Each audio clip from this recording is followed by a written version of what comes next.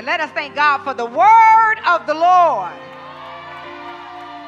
Come on, somebody. Let us thank God for the word of the Lord. Oh, y'all do better than that. If you weren't born in July, that is still your word. Come on, somebody. That is still your word. That is still your word. You can seal that word with praise. Because there's a sound that heaven listens for. There's a sound that heaven listens for. Hey, yandai, soko shetai andabakoa. That makes God stand up on the throne and say, who is that down there? Hey, that causes me to release a blessing. I don't know about you, but I want to live a life of intention and purpose. Hallelujah.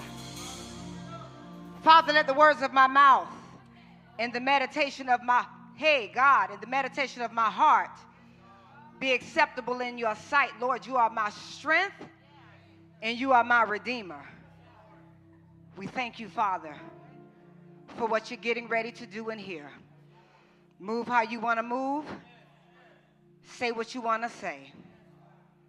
And we'll be ever so careful to give you honor and glory and praise in Jesus' mighty name. If you can keep that going, we'll be just fine. Keep that going. And keeping honor with the theme, I'm trying to hold it. I'm trying to hold it. But I already feel the Spirit of the Lord ready to let loose in here even more. Because we are a prophetic house, and God always wants to heal and bless his people. And so I want to give you all the word.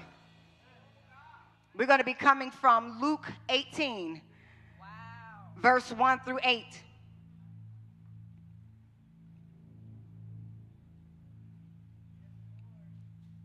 Keeping in alignment with the theme, which is house of prayer. House of prayer.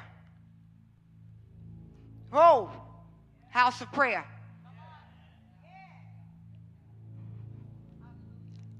And the title of this is The Sound of Persistence.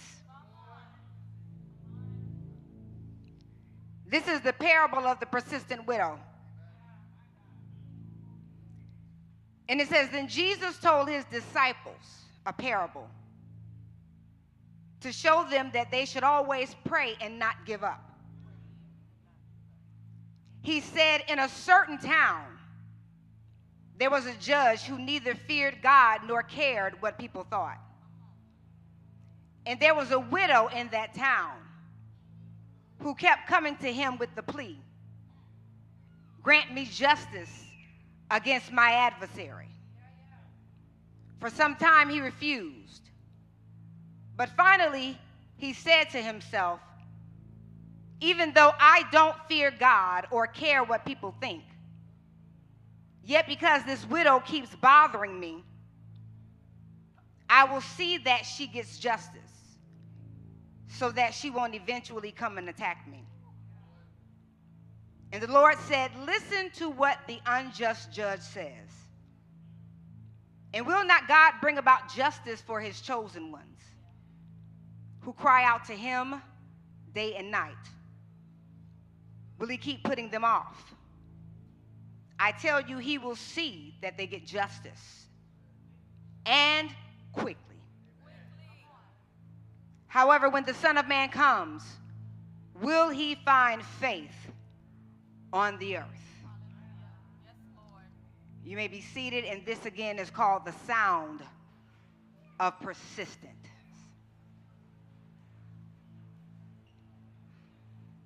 I'm a teacher at Nature, so I like to make sure that we understand the very foundation of the word. Because after we finish shouting and everything, and you go back to your home, you go back to your job, you go back to wherever, the same problems will still be there. But you need to be armed and equipped with the word of God so that you can tackle those problems with the word. not with emotion. But it's the word that will keep you and that will sustain you. Jesus used parables in his word to help those that are spiritual understand what he was saying. That is why we as Christians can understand things that's happening in the spirit that carnal people don't understand. That's why when we call on the name Jesus, those that are Christian, those that have a relationship with him, quicken and understand that the name of Jesus does something to you in your soul. Because you know him. You have a relationship with him. You have fellowship. You have koinonia with him. You don't know about him, you know him. There's a difference. So that's why he used parables. So what we're talking about today is the parable of the persistent widow. So he comes out the box and he reveals his purpose for even telling the story. He tells the disciples the parable to tell them to pray and not give up. The issue that we face today is that we want to pray for 1 week straight and think that we did something. We want to pray for 7 days and think that we moving mountains because we prayed for 7 days. We want to show up to 5 a.m. prayer 1 month out of 12 and think that we did something.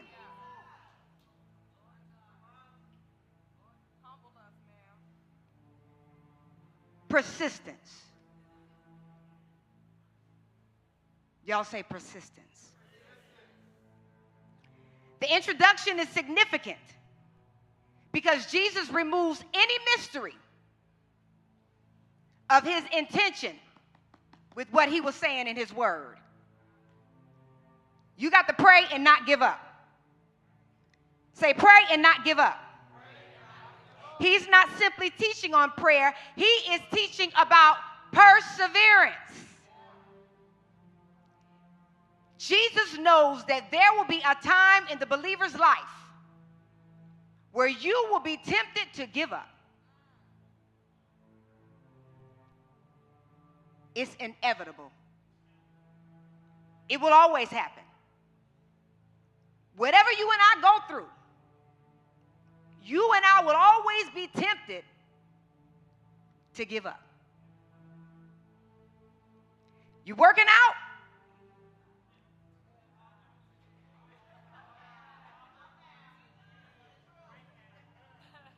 You're tempted to give up. You fasting?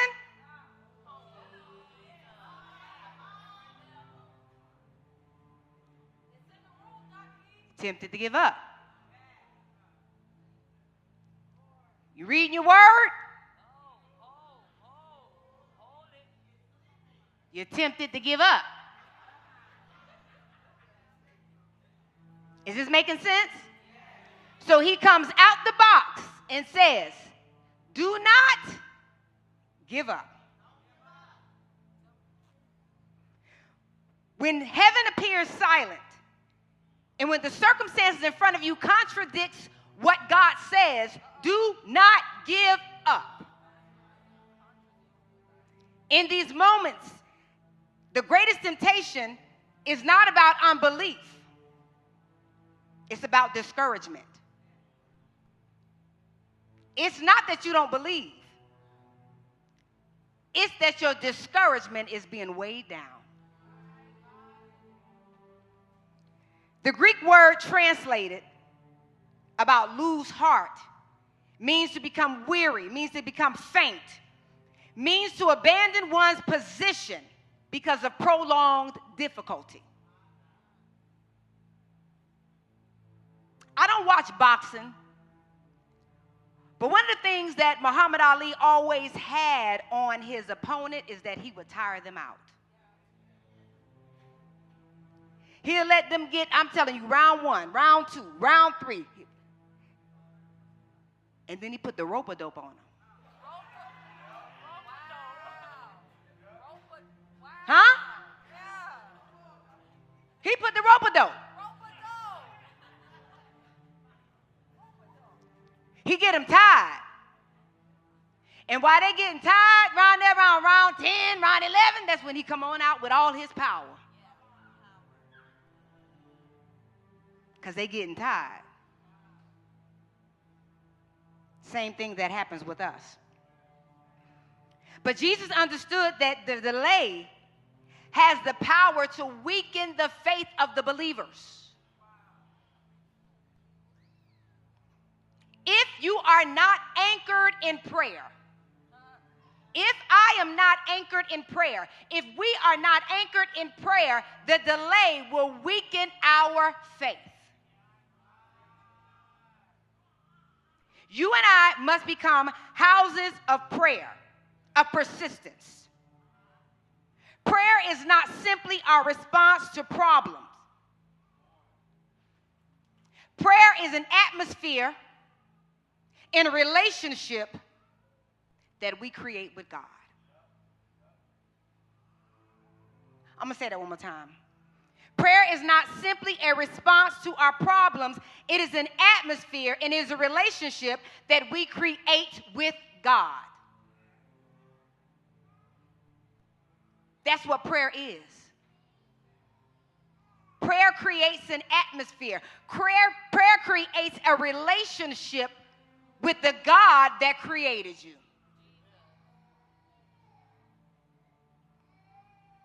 We begin this text historically. This parable is awesome, y'all. Because in the Jewish society at that time, I need y'all to get this. I need y'all to, in the words of Pastor Jones, lean in. The widows represented a vulnerable group. Because without a husband, the widow had no financial security. No legal advocate, no one to represent her. She was out there by herself. She had no covering. She had no voice. At that time, the law commanded that judges defend widows. But yet there were corrupt judges that ignored the judicial system for personal gain, kind of like what we see today. There's nothing new under the sun. What we see today is the same thing. The widow knew, hallelujah, that the judge was supposed to take care of her affairs. She knew, according to the law, that this corrupt judge was supposed to take care of her affairs because she was a widow.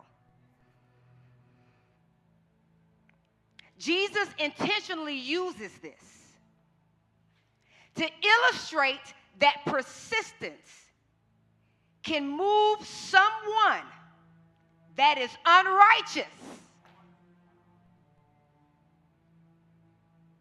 to have compassion. If relentless petitions can move an unjust judge, how much more can the faith of us as believers move our Heavenly Father? I'm going to say this again. If the persistence of a widow to an unrighteous, corrupt judge can move him to compassion, how much more can our faith to our Father, who is a righteous judge, cause him to move in compassion for us? He's not indifferent. He hears our cries. He's not annoyed by us. He will perfect that which concerns us. If it concerns us, hallelujah, it concerns him. If it's contending with us, that means that it's contending with him. My God, hallelujah. Point number 1. The widow refused to be silent. The widow refused to be silent. The widow repeatedly went to the corrupt, unjust judge, and she continued to say, "Grant me justice for my adversary." She did not change her request because the judge was silent. The problem with us is because we don't see things moving, we stop praying. We don't see it moving, we stop praying. She did not allow the repeated delays to convince her that justice was impossible. She knew that it belonged to her. Let me put a pin right there. Healing is yours. Deliverance is yours. Salvation for your family members is yours. You're not asking for something that does not belong to you. You are decreeing and you are declaring and you are praying from a place of authority and victory. This right here must be the heartbeat of us as a house of prayer. As a praying house, as praying believers, we cannot measure God's faithfulness on today's circumstances. He is a faithful God. I need y'all to say that. He is a faithful God. The enemy's first strategy is to always make us believe that God is not faithful, which makes us stop praying. He understands that if he can silence your prayer life, he will weaken your faith.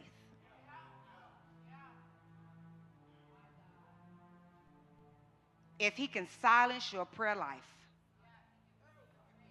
he will weaken your faith.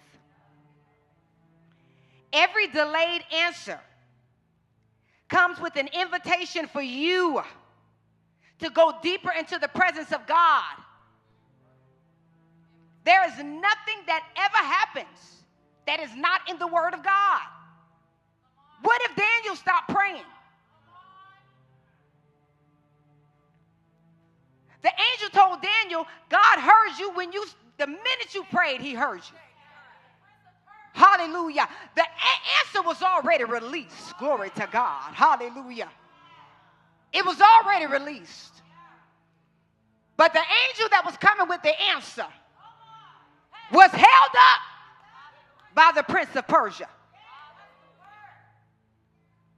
But because Daniel was fasting and praying,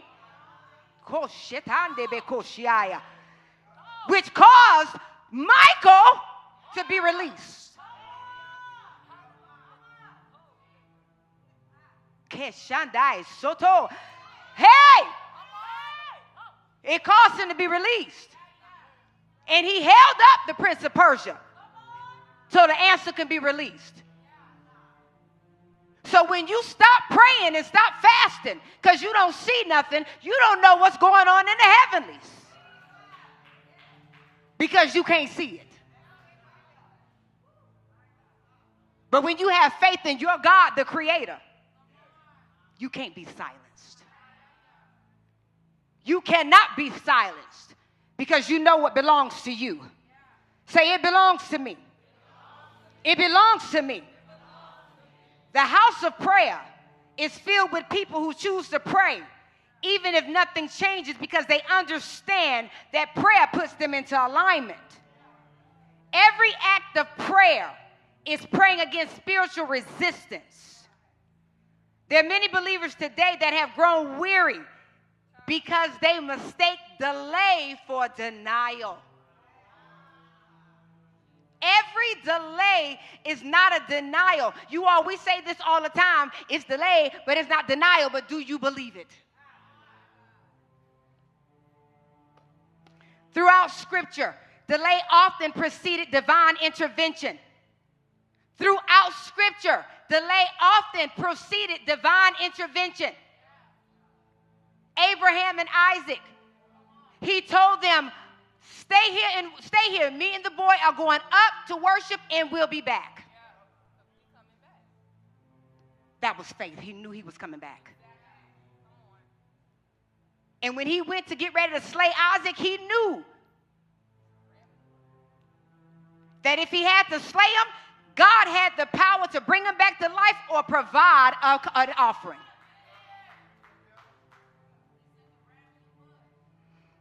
Number 2, the widow's persistence released the judgment of God. We're going to look at the word persistence. Persistence means to contend, to exert oneself. It means always. It means continually. It means to continue to study. It means, gives you an example like continue to work out. We can't work out for 1 week and say, I'm good. I don't know why I keep going over here to the workout thing. God, get off my feet. You got to keep going until you produce results. The widow's request centered around justice against her adversary. She wasn't asking for revenge. She was asking for justice, righteous judgment. She was asking what was due to her according to the law.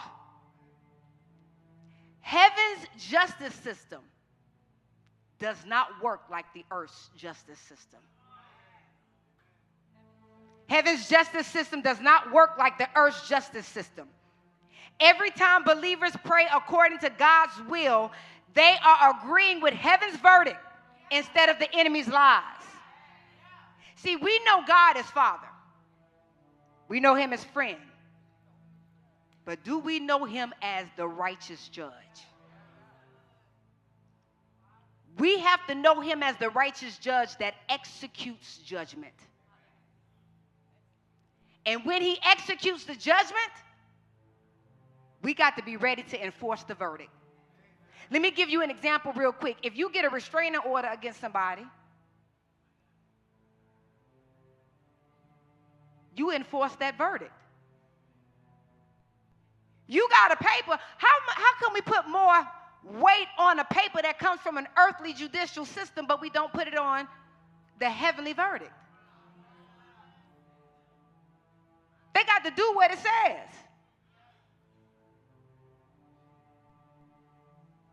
I'm just telling you, this is word. I'm not making this up. Prayer changes us before he changes our circumstances. To truly be a house of prayer, transformation has to take place in you first. Because you got to believe what you're praying. Whenever breakthrough comes and you are a believer, truth is important. Point 3. The widow's faith is what produced results. The most striking statement in the entire passage, the very last sentence of verse 8 says, nevertheless, when the Son of Man comes, will he find faith on the earth?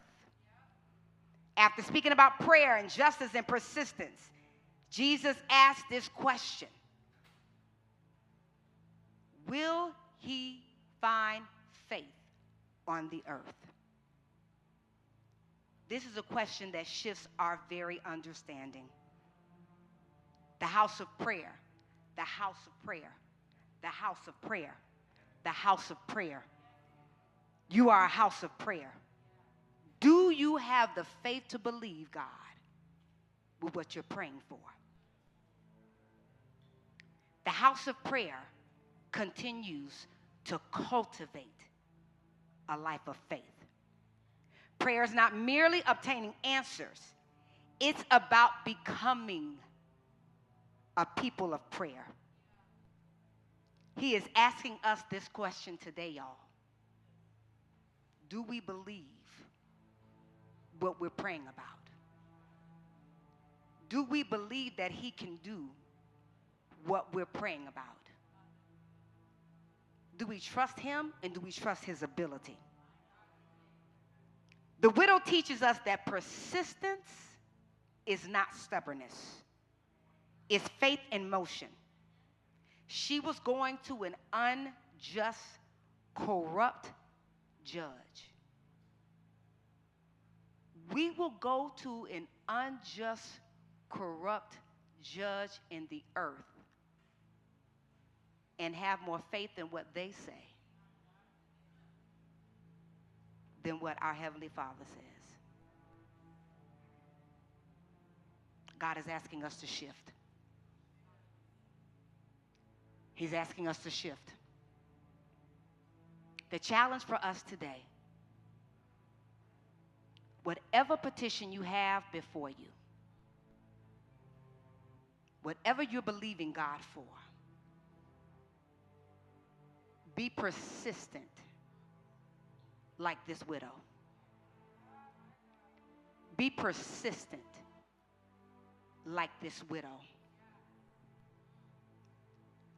I don't care if you don't see it change in front of you immediately, but you don't know what God is doing on the backside of the mountain as you are praying. You don't know the hearts of the people that he is touching on the backside of the mountain as you are praying. See, God is a spirit. And he does nothing in this earth unless he speaks to his servants, the prophets, and unless he comes through a willing vessel. So you don't know what he's doing. So when you begin to pray and say, God, save my son, God, save my daughter, God, heal my body, God, deliver my son, God, deliver my daughter, God, I need this job, God, open this door, God, shut this door, God, do this, God, do that, God, I need this, I need that. You don't know who he's touching. Heal my heart, God. My heart is broken. I am angry about what they did. I want to do this to them. I want to say this to them. But God, you are the righteous judge. You don't know what he's doing on the back end. Your job and my job is to stay in position and to continue to be persistent in prayer. Because God will raise up the laborers. Hallelujah. He will raise up the laborers around those people. I don't care if your child is in a whole nother state from you. If your child is estranged, this is in a room. Your child could be in another state and they are estranged. They ain't even talking to you. But they work somewhere. And God will raise up a laborer right there at that job. Hallelujah. Who will go to them and begin to minister to them. And will begin to minister to them and start talking to them about the goodness of God. And as they talking to them about the goodness of God, that heart of stone, hallelujah, will begin to start breaking, hallelujah. And then before you know it, you get a phone call from your estranged child because you over here praying for them. God, touch their heart. God, touch their heart. Send somebody their way because you're praying to your God that you have relationship with. And you're believing him. And you're trusting him to do it. It is God's desire, 2 Peter 3:9. God is not slack concerning his promises. He's not slack concerning his promises. It's not his desire for anyone to perish, but for all to come to a place of repentance. That's his word and that's his promise.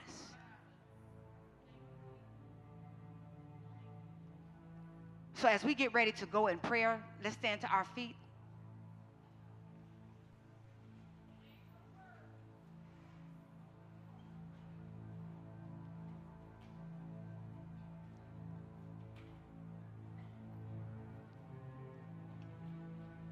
Father, I pray now for your people. That petition that is on their heart, Lord God. Whatever it is, whatever it may be, God, you know every single person in here. You know their heart. You know those secret petitions that they haven't even told anyone about, God. You know the hurt, God. You know the pain. You know even the anger, God. You know what they are experiencing. You know, God, inside and out, you know them. God, your word says that you are even married to the backslider and that you are close to the brokenhearted and you heal their wounds. We thank you for another opportunity, God, that you have given us. You don't give us a second chance, God. You give us another chance. Because clearly many of us have exceeded a second chance, Father. I pray now in the name of Jesus that we will take this opportunity, Lord, and we will seek your face and not just your hand, God. Because when we seek you, we have your hand. I pray now in the name of Jesus, Lord, that your people will know you and have a right relationship with you, Father. And that they will know you as Abba, hallelujah. They will know you as Papa, hallelujah. They will know you as Creator, Lord God. They will know you as Elohim and El Shaddai, Father. They will know you as their banner. They will know you as Gabor, Father. They will know you as Provider. They will know you as Jireh, hallelujah. They will know you as the lily in the valley, Father. They will know you as the bright and morning star, Father. They will know you, God, if they're lost, God. They will know you, God. They will know you as Shaddai, God. They will know you, Father, in the name of Jesus, God. They will know you as one that will get down in the pit with them. They will know you, God, in the name of Jesus, God, that you are their creator, hallelujah. That you are Lord Almighty, Father. That you are their friend, God, in the name of Jesus, yes, God. That you have never left them and you will never leave them nor forsake them, Father. That you are their father and you are their mother, Lord, hallelujah.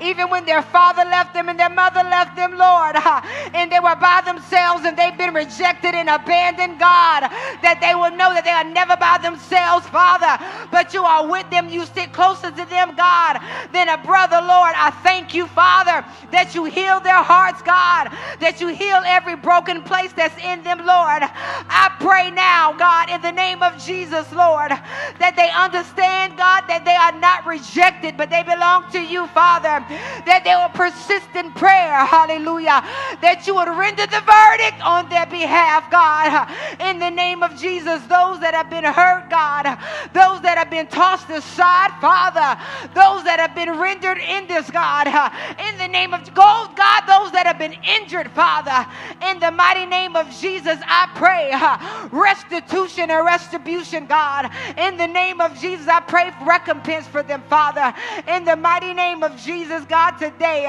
pour out your spirit on your people. Pour out your spirit as only you can, because you are the righteous judge, Father. And God, you cover them in the blood of the Lamb that was slain before the foundation of this world. And that blood still speaks. That blood still heals. That blood still delivers. That blood still sets free, Father.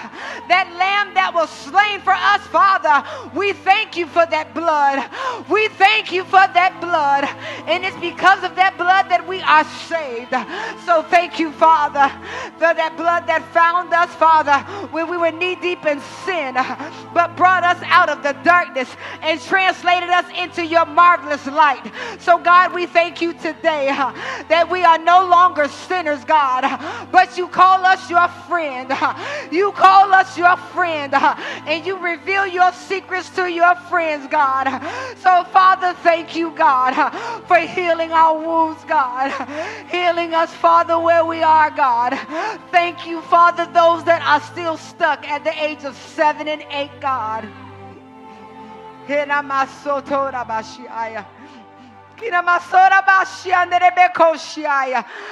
that were violated,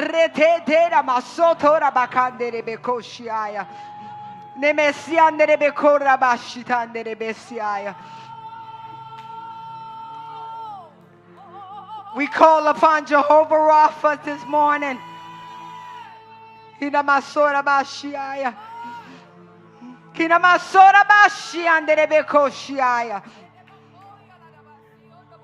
We remove every cloak.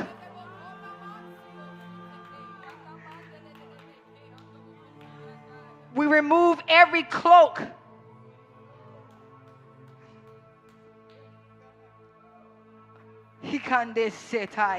Every cloak of unforgiveness we remove.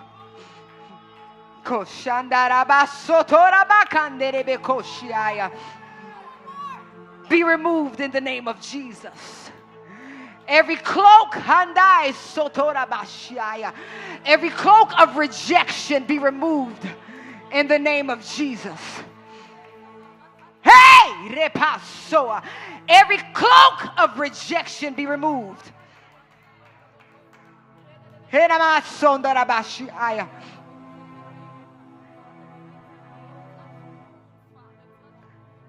And receive the cloak of your Father. Receive the cloak of identity.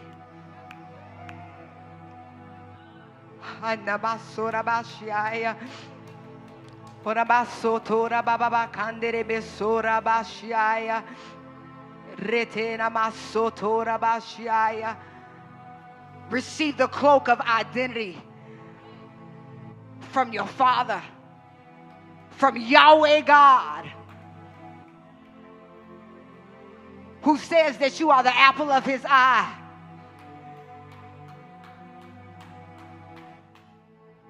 Who says that you are the apple of his eye.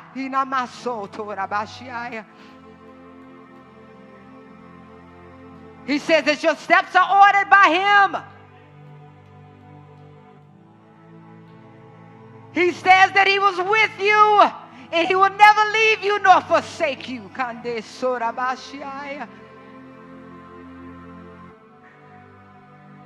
May every deep place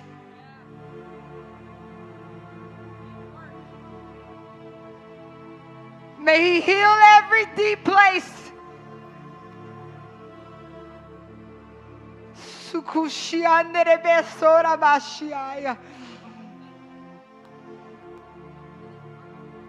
Every hidden place be healed.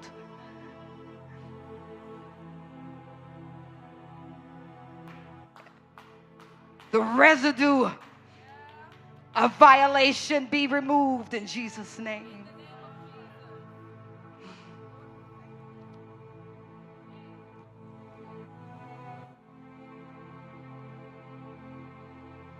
We thank you, Father. Receive the love of your Father.